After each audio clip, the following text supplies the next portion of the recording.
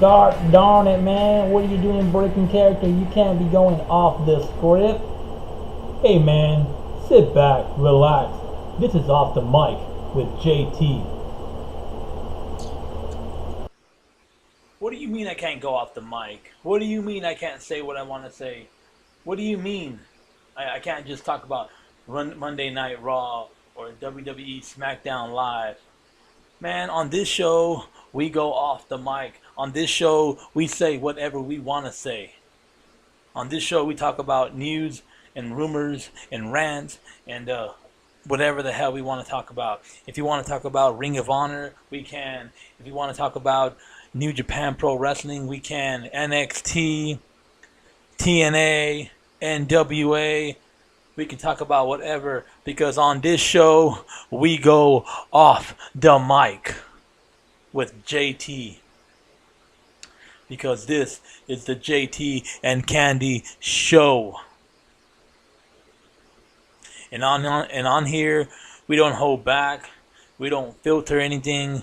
We say what's on our mind, and we say it right. Now, there's a lot of things going on right now in the wrestling world. We have Kenny Omega versus Chris Jericho at Wrestle Kingdom 12. We have Team Raw versus Team SmackDown. And we have the NWA coming back to life, thanks to a certain somebody that defected from TNA. We have so much stuff going on right now. We have just recently, supposedly, I'm hearing that Roman Reigns is supposed to return to Raw after being away from the ring for about 3 weeks. He got a viral infection. He's been sick. He's been at home. He's been resting. So they already started building up his comeback to the Shield. Roman Reigns has been gone for a good amount of time. I actually miss seeing him. You forget sometimes how much of a big attraction he really is. Even though we always give him a hard time, we tell him he sucks and whatnot. I mean, when he's not there, WWE kind of sucks a little bit. So I'm looking forward to seeing Roman Reigns return on Monday Night Raw next week. I think also we got Brock Lesnar returning as well, so we'll see what happens with that. So I actually recorded this about 15 minutes ago, and as I was recording this show, I realized that my mic wasn't turned on, so I was pretty much talking for nothing because all that got recorded was video and no audio. So hopefully this time around, shit adds up right. But let's go to the newest news and that's been floating around here in the interweb over here. We have supposedly backstage news on Kevin Owens and Sami Zayn being sent home from the European tour. Sami Zayn and Kevin Owens, they have this story going on with Shane McMahon and how they just constantly embarrass him. They talk shit to him, and they're supposed to be the most hated two on Raw. They're pissed off because they feel like they're being underutilized. They weren't picked for the SmackDown Survivor Series team, so they feel like they're being left out. So I don't know if they're literally frustrated with what's going on with them in general, because you have Sami Zayn, who is I want to say one of he's a pretty good heel. He's got a lot of heel heat going on right now, and as a babyface, I really didn't like him that well. I mean, he came out, he did his little dance, and he kind of reminded me of Daniel Bryan, and that's kind of what they were trying to do. They're trying to build him up to be like Daniel Bryan, but the fans didn't get behind him too much, so he turned heel. Kevin Owens, He's a badass heel. I've liked him ever since he came out on Raw to defeat John Cena for the first time. But they haven't been really using Kevin Owens that well on SmackDown or Raw, even when he was our WWE Universal Champion. But this last year, Sami Zayn and Kevin Owens, I don't blame them for being so frustrated already, because they're doing absolutely nothing with their character. I mean, with their with their characters and shit. They give them the shittiest story modes. So we have let's see here. So according to a Pro Wrestling Sheet, as noted, Sami Zayn and Kevin Owens were both sent back to the United States after last night's SmackDown taping. According to the Sports Illustrated, it was said that they were sent home for conduct deemed detrimental to the WWE. So whatever they did, whatever they said, they pretty much embarrassed the WWE. They make them, I don't know what they did or what they said, but obviously it pissed off somebody enough to have them be sent back to the United States. As of right now, they don't have a match with the New Day. They're not even on the Survivor Series card, so they might either be suspended or be taken off air for a couple of weeks or so. But I don't know. I mean, right now I think they're underutilizing those two guys. Kevin Owens, they pretty much try using. They've already tried doing everything they could with that guy. Sami Zayn, I don't know what else they can do to make that dude right. So, sucks for them.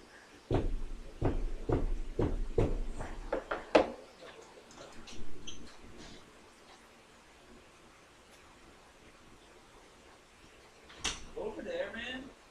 Not bothering me. Okay, let me go there first, okay? Don't mess it up. You mess it up, okay? Table.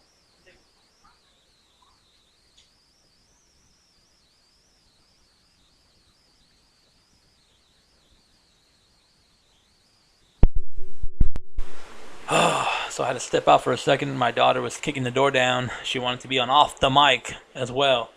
But anyways, so they did something that embarrassed the WWE. According to a Pro Wrestling Sheet, Zayn and Owens didn't follow directions given to them during their segment with the New Day during the last night's SmackDown taping, as they were supposed to feed the New Day. Zayn. Zayn versus Kingston. The plan was for Owens and Zayn to continue attacking the New Day after after Kingston won his match. They were supposed to keep on, attacking them, making them look like like they were like getting their asses whooped. That way they can get a little over with the fans and whatnot. Like that way the fans can feel sorry for them. Like, oh my god, like oh whatever, man. So they were supposed to keep attacking the New Day after the match. Yeah, getting pushed back each time they tried until finally retreating. This was meant to get a bigger reaction for the New Day, which, in my opinion, I don't care who you put out there with the New Day. The New Day already, they've already done everything they could.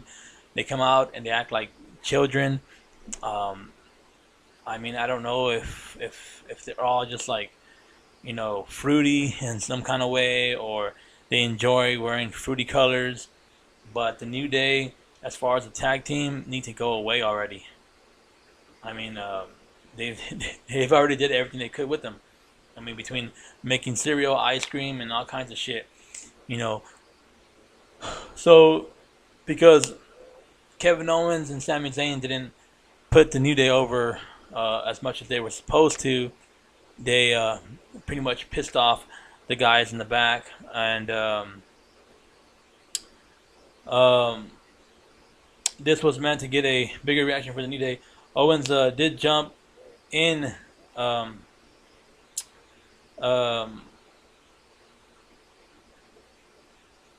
the ring after Cole Owens did jump in the ring after Kofi won. After he won the match, but Zayn and Owens quickly exited the ring afterwards, which just left the New Day standing there and making for an awkward ending to the segment. The so because Kevin Owens and Sami Zayn didn't attack the New Day a little longer, or because they exited the ring faster than they were supposed to, they got in trouble. It's a stupid reason to get in trouble for, but I guess when it comes to story mode and direction, if you don't follow it in WWE, you get reprimanded. The report also said that the duo have become increasingly difficult to work with. Can you blame them? I mean, can you blame them? They're being treated like shit, like trash. What do you expect? Don't be surprised if the rest of your talent backstage gets frustrated and decides, you know what, I'm not going to renew my contract with WWE. I'm going straight to Ring of Honor, New Japan Pro Wrestling, and I'm going to join the Bullet Club with Kenny Omega, Cody Rhodes, the Young Bucks.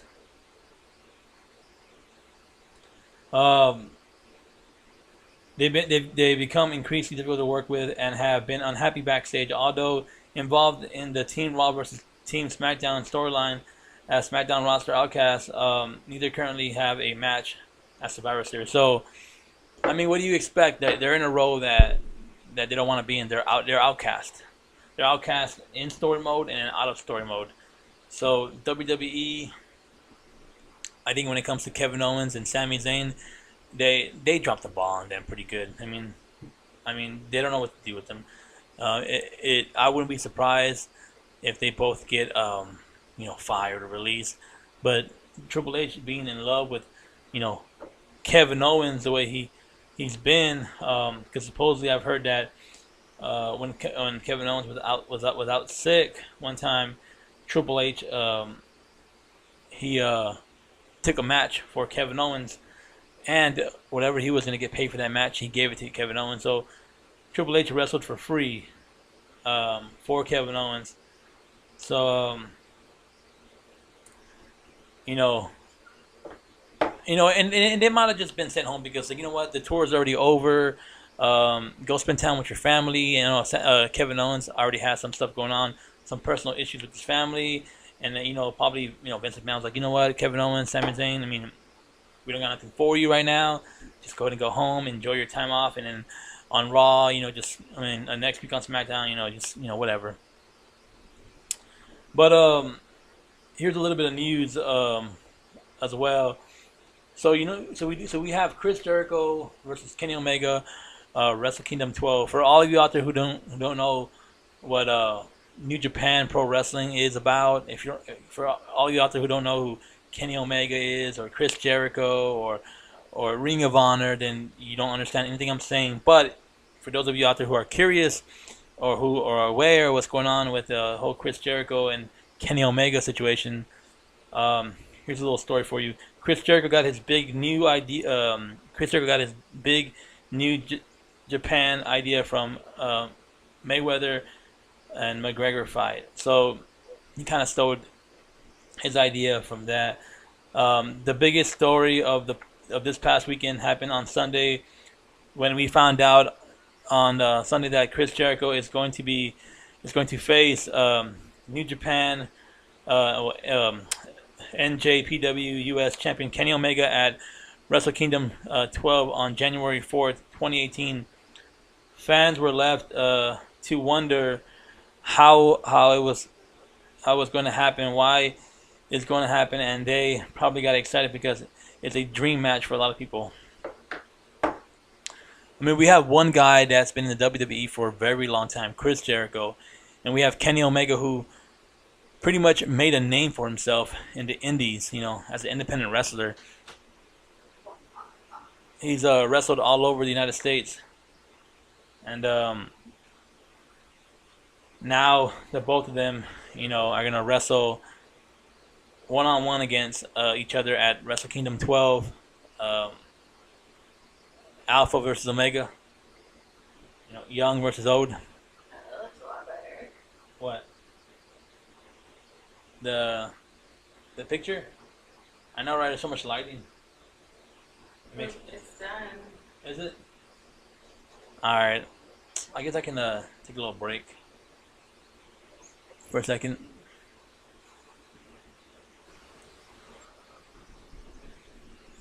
And I'm back, baby. Baby.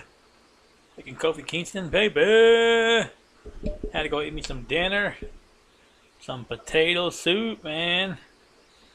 Alright. This is off the script. It's awfully screwed up, but you know, when I gotta eat dinner, I gotta eat dinner. So this is off the mic. So we do everything how we want to do everything. We do what we want when we want to do it. So whatever. If I want to stop in the middle of this video and go eat dinner, who cares, right? The biggest story of the past weekend happened on Sunday when we found out on Sunday night that Chris Jericho is going to face the NJPW US champion Kenny Omega at WrestleMania Kingdom 12 on January 4th, 2018. Now, somebody on this article says WrestleMania Kingdom. I don't think it's called WrestleMania Kingdom. I want to say it's called Wrestle Kingdom, but someone put WrestleMania. It might be a typo. That's going to be January 12th. I'm sorry. It's going to be January 4th, 2018. A match. What do we call it? A fantasy match. A match in the making. You know, Chris Jericho versus Kenny Omega. Omega versus Alpha. Alpha versus Omega. Young versus old. Old versus young. New generation versus old generation. Fans were left to wonder how it's going to happen, why it's going to happen, and they probably got excited because it's a dream match for a lot of people. There's a connection between Jericho and Omega because they are both from Winnipeg. That's in Canada. Omega was on Jericho's podcast, which I listened to. Was pretty good too. So Omega was on Jericho's podcast recently, earlier this year, and you could tell they got along great. Although they haven't wrestled before, Chris Jericho only wrestled in WWE in 1999, and Omega is happy in New Japan. Since Jericho has only wrestled in WWE since 1999, and Omega is happy in New Japan, so it was possible that this match would never happen. Never happen. Never say never. Wrestling, of course. Never say never in wrestling, of course. The details of how the match came together are interesting, as reports by Dave Meltzer on Wrestling Observer Radio on Tuesday. Meltzer said they started planning this Jericho versus Omega match in August. So this match has been in the makings for a long time already. He noted that Jericho got the idea from watching the build up to the huge Floyd Mayweather versus Conor McGregor fight, which we all knew that match was retarded, was entirely rigged. Mayweather should have never won that match. Jericho was wondering how to do something just like that fight, and the idea was that it had to be a match that people thought they would never see. That led to Jericho talking to Omega and Gedo, New Japan's booker and former tag team partner of Jericho, which in turn led to the match being announced this week. Meltzer said they had meetings in New York, negotiated, and came to a deal. As it was noted by Meltzer, that for right now it's a one-time deal. One-time deal. So, you know, for all of you out there who don't watch this match, you know, it's a dream match. It's a one-time only. If you miss this match, you're missing a very good match. It's probably going to be the match of the year. It says, considering Meltzer has done a multiple hour long podcast with Jericho in the last few months, I recommend podcasts about their podcast about Chris Benoit and Brian Pillman. They got along very well, and he may have got all that information from Jericho himself. If you're wondering about WWE, Jericho isn't under a WWE deal right now and is a free agent. Are you serious? I did not know that Chris Jericho was not contracted with WWE right now. I had started wondering why WWE wasn't going to get involved and how they were going to react to all this. What is a bit of a surprise about this match is that Jericho has wrestled only for WWE since 1999 and pride himself on his royalty.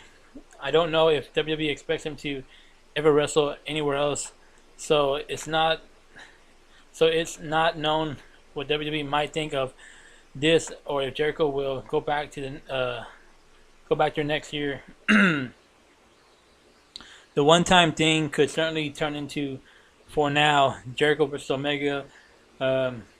Is a go for Wrestle Kingdom. See, Wrestle Kingdom, not WrestleMania. Get your facts straight. Whoever wrote this damn thing. Wrestle Kingdom 12 in January. Less than 2 months to go now. On other Jericho note, he turns 47 years old, November 9th, which is tomorrow. Happy birthday to Chris Jericho. So, Chris Jericho versus Kenny Omega. It's definitely going to be match of the year. For all of you out there who are looking forward to WrestleMania, I'm telling you right now, Wrestle Kingdom, I actually watched last year Kenny Omega versus Okada, and that match was, I want to say, the greatest match I've seen in the last 2 or 3 years from any independent wrestler or WWE superstar. So this year, Kenny Omega is going against Chris Jericho. So that in itself is going to be a dream match. And just like Kenny Omega said in his interview, that's just one match that they're going to have. Every single match that they're going to have at Wrestle Kingdom is going to be great in itself. I don't have the lineup for the matches right now, but as soon as I do get that, we can start talking about that and whatnot. What else we got here? What else? Let's see what we got lined up for. In other news,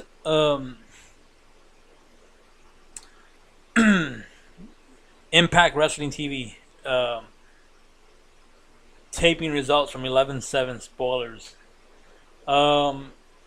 If anybody out there is a TNA Impact fan, if you watch the show, I don't really watch TNA. I don't have the network that they air on every time they air on, but I'm just gonna do a quick run through. Lauren Van Ness defeated Tracy Spinelli. TJ Asori pinned Haki Zane. James Storm pinned Tasako Jr. Matt Saito pinned Tyson Dux. Johnny Impact pinned Alberto El Patron. Johnny Impact, are you serious, bro? Johnny Impact, man, that dude's retarded. That dude's garbage. I can't believe he like change your gimmick up already, bro. Eli Drake got involved, but Patron nailed him, distracting himself and setting Impact up to get the win. One night pay-per-view. Moose pinned EC3. Rosemary pinned Tracy Spinelli. LAX defeated Caleb Connolly and Trevor Lee.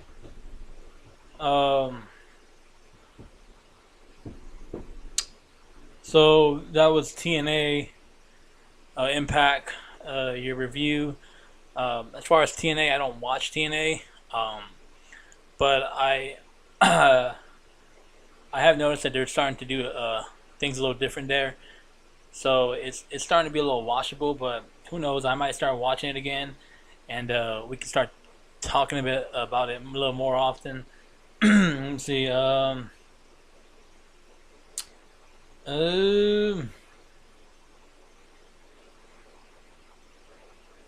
Go here. Damn. So as far as news and rumors, I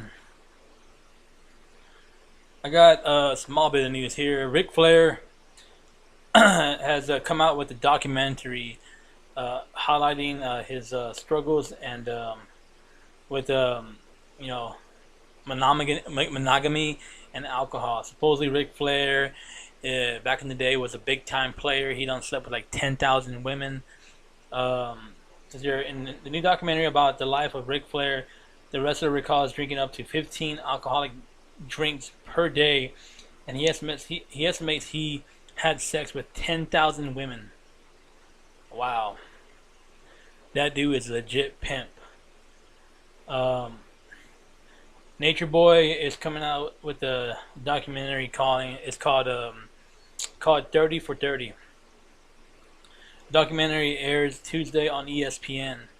It features nearly 50 wrestling personalities, family members, and friends discussing Ric Flair, whose real name is Richard Flair. So you have it. Ric Flair is coming out with the documentary. Talks about how much alcohol he drank, how much sex he's had. I'm sure by now it's all catching up to him, because alcohol, all it does is destroy your liver, and after a while it does catch up to you. But Ric Flair is the Nature Boy, 16-time heavyweight champion of the world.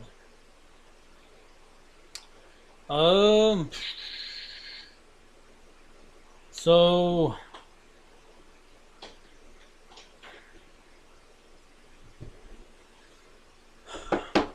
as of right now, that is all I got for you. We will talk about more wrestling news and rumors as the week progresses. We'll have a different show on Thursday, possibly Friday. The Broken Mic, where there we talk about just pretty much the same shit we talk about here, but a little more rugged. But anyways, for all of you out there who are just tuning into the show, don't forget to hit the subscribe button. If you enjoyed watching this video, enter your comments down below. Let me know what I can do a little different, what I can do a little better. If there's certain subjects you want me to talk about, I can. If you enjoyed this show, hit the like button. This is the JT and Candy show. My wife Candy is supposed to be with me doing this podcast, but she's got it in her head that she won't return unless we hit at least 20, 21, maybe 22 subscribers. She feels like I don't know, she just feels bent out of shape about this, not being able to get so many subscribers, so many likes. But I told her that I do this for fun. I do it regardless whether we have 5 views or 100 views. I don't get paid to do this. I do this because I enjoy talking about wrestling. I enjoy talking about how I feel, what I'm thinking about. So for all of you out there who just want someone to for all of you out there who just want to watch someone talk about wrestling and give their opinions and give you facts, stay tuned for future shows. In the meantime, this is JT signing out. This was Off the Mic with JT. This jabroni's not going to tell you, but I'm going to tell you. If you don't hit that subscribe button, and if you don't hit that like button, if you watch this video and you don't do all that, and I'm gonna come out there and I'm gonna lay the smack down on all your candy asses if you smell what I'm cooking.